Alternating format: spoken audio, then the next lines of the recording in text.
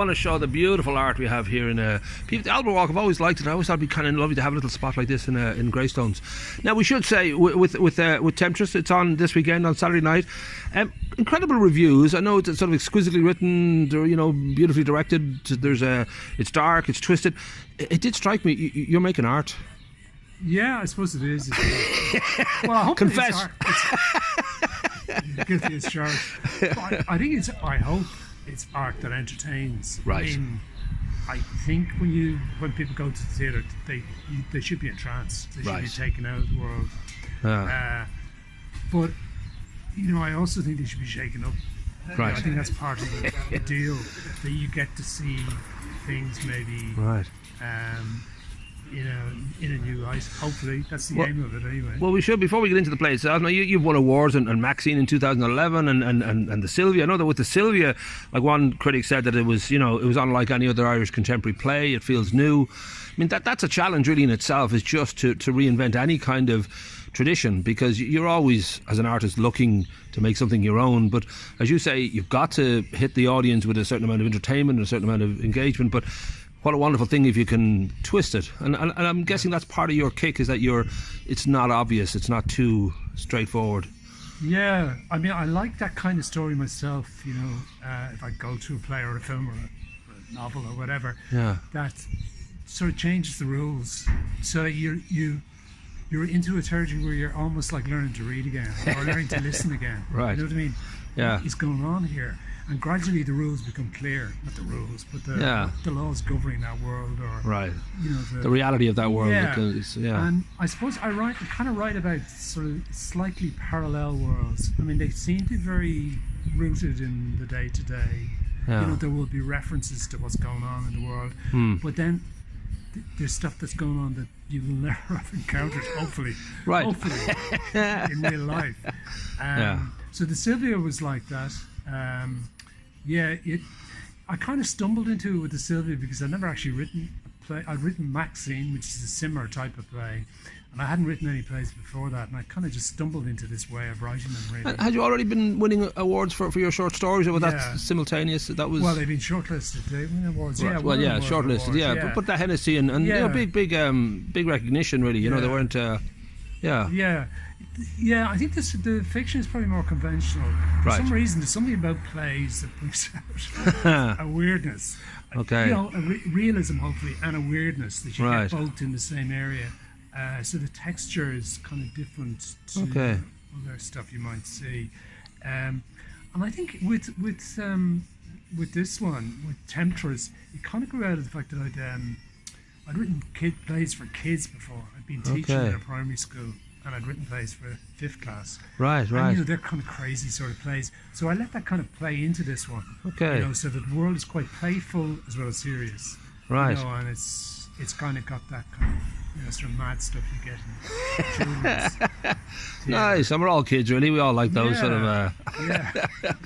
Yeah. So it's a mixture of that darkness and then the comedy. Well, we should mention your co-star Matthew O'Brien. He's not with us today, but you play Noel and Pete. You're in an old Wicklow house and a bit of a kind of a ghost story, but also there's a temptress, so we're not quite sure exactly what's going on with the obsession with this temptress. Yeah. When it says that it's sort of a... it's been sort of said it's a new take on the Irish ghost story. I mean, was that where the spark came from, that you had like a different way of telling this old kind of traditional story? I don't know where the idea came from. The idea came. There's two other actors in the play. Oh, is there? Okay, right. Well, you two at the start. The other two are just They're great. All right, of course. And what are the names of the others? We should give them a shout out. And Matthew O'Brien. There you go. Right. Well, what happened was I wrote it, I think 2014. My wife was away for a couple of weeks, and I was on my own in the house, and I got somebody from Wicklow Arts Office to write a play, and I tried writing one and it hadn't worked. Right. It was more conventional. So I just said, look, I'm just going to try something I haven't done before, like a fully fledged ghost story, and just see where it goes. Yeah. So I kind of just sort of lay on a couch for a few days. I did go to bed, I went and down for a few walks. Typical writer. Yeah, typical writer. Because usually I'm at a desk, I'm very, very... Yeah. Well, you're focused and you're all that, yeah. But So, you know, I was falling asleep and waking up and writing stuff down, not even bothering to sit up, just kind of writing it like this, or writing it like this.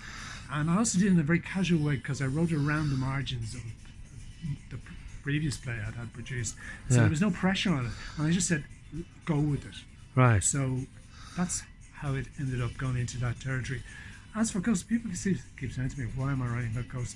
I really don't know, because I don't know whether I believe in ghosts or not, probably not. Yeah.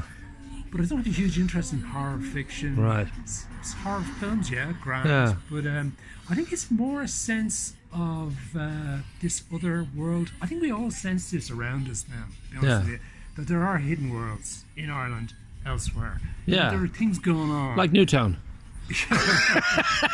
Like, you know they exist, but you don't want to go there. That kind of thing. You know it's too dangerous. Yeah. Well, you know what I mean? There's sure. this sense of you know, things being done behind the scenes that we sounds paranoid, but I think everybody knows that now. Sure. That there is stuff going on. So this is kind of it's one of these explorations of a world like that could be happening. Right. Now that's so that the idea. Story, shall I tell you the story? Oh please, yeah, that'd be good. Yeah. The kind of the basics of the story is sure. Noel is living in his old dilapidated old house in a remote part of County Wicklow. He's bought the house because he thinks there's a temptress in it. A temptress is an alluring female ghost. And he thinks he's in a relationship with her and that she wants him to commit. If you know what I mean? Go all the way, let's say. Nice. He panics and he contacts Pete, who's in this organisation that rescues people from what Pete sees as a delusion. Pete doesn't believe in the temptresses. Pete seems to be a rock of sense, but is there a temptress in the house? And is Pete a rock of sense? So it's kind of about that. You know? Nice. That makes sense. Yeah. And so obviously, you know, in regard to, you know, what the outcome might be, we won't go there. But that in itself, I mean, fiction has, from, you know, Truly Madly Deeply to, you know, even something like Ghost. There is that sense that they often represent a sort of a need and a longing in somebody. That there's I mean, you almost conjure up in some level this other worldly kind of creature, because you just don't have a real creature of that nature in your life. And I don't know whether that the psychology of that you got a little bit lost in, or you felt, well, this is sort of well-known territory I can have fun with.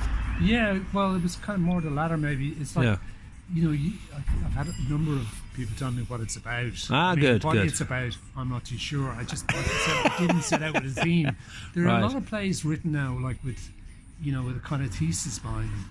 Right. People decide what it's going to be about before they write it. Okay. They set out to prove it through. Write the footnotes first and then write the play. And, you know, I think you end up with a very rigid play that tells you what you already know.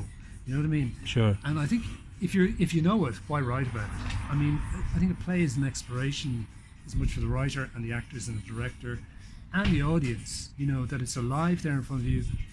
What it's, you know, it's clear what's happening, but what its significance is a different matter, I think.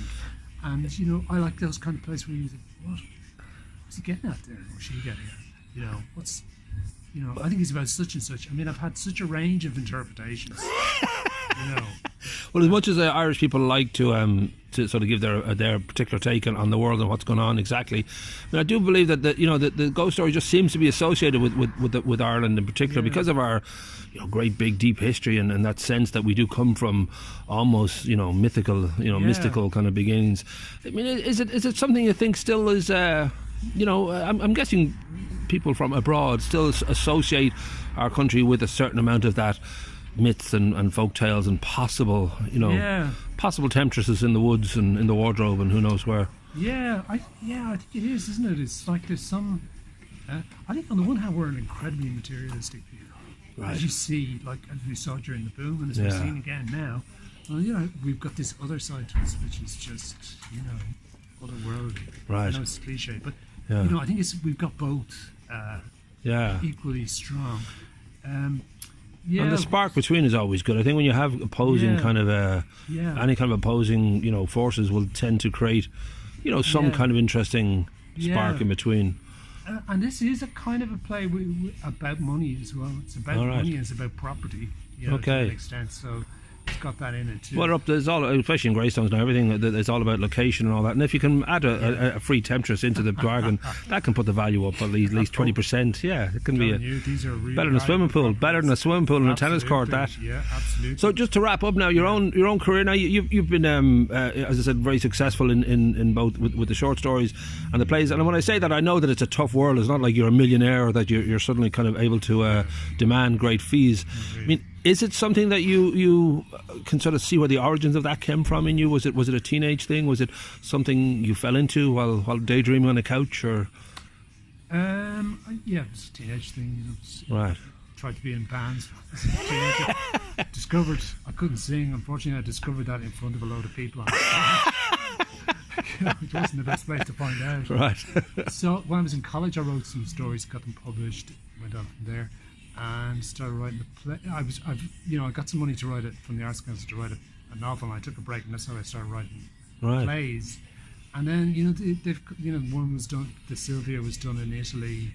Temptress has been bought or optioned for a film by an American producer. Nice. Who just happened to like the poster and came along to see it. There you go. Whether it'll be made or not, I don't know. But it's what you're saying, but the resonance of the ghost story with Irish people. There seems to be a broader... Yeah, there's appeal, I think, and it sort of plays to our notions of what the Irish will get up to in their spare time, especially at night when they're drunk, I don't have any money. So we should sort of... I know this I was wrapping up, but I did notice that you have 2011, 2013, 2014, 2015, you've plays out there. I'm guessing it's just tough to sort of get the money together and to get the work out there, because I would think something's brewing, because this one has done incredibly well. I would think your name is pretty solid. I mean, do you have another work in the pipeline? Yeah, I've done 2 or 3 kind of sketches. Just sketches. I'm working on the novel that I better get finished. Good man, that's always a good thing. So I'm working on that. I should say, the director is really good. Matthew Raleigh. Yeah, he specialises in doing new plays, basically, by kind of emerging writers. Great. And the 2 actors are really good. So we'll link to their bios and stuff in the piece itself, just to give people an idea of who's involved here, because I did get the impression that it's a kind of a quality production, because the reviews slightly outrageous, really. It's been great reviews, from Examiner, all over the Irish. It was strange because it's a very... We didn't know how... We had no idea. I know you don't ever know, but this was so different. People said, whether they like it or not, this is different. So we just didn't know how to go over it. And the first few nights were very quiet, and people were kind of coming out quiet and kind of looking at it. What the hell is it going on this guy's head? But then it started to take off, and the reviews were great, and it was packed out by the end of the first run. So we just did another run 2 weeks in the Viking Theatre. I don't know if you know. Oh yes, yeah, great. And it was packed out. Brilliant. Every night, and went down well. So it went down okay in Hipsterville in town. Ba-boom. Okay. And we're hip. We're hip out here in Greystones, aren't we? Yeah, pretty much. Yeah, we're like hips. Yeah. And is there nudity, because I know that's a big thing for people. Nudity, well, you'll have to come along and see. Jesus, come on, forget it.